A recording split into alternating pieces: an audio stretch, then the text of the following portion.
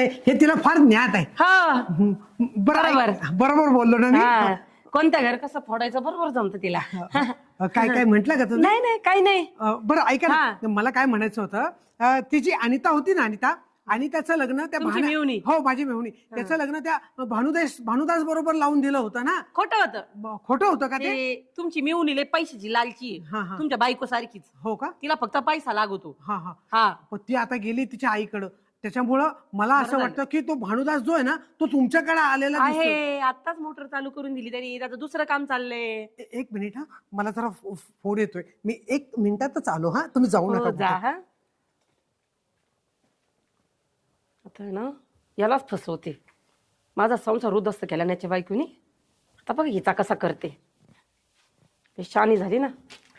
हो हो, येतो सर. हा, हो हो हो सर, थोडीशी रजा अजून थोडी वाढून मिळेल का मला?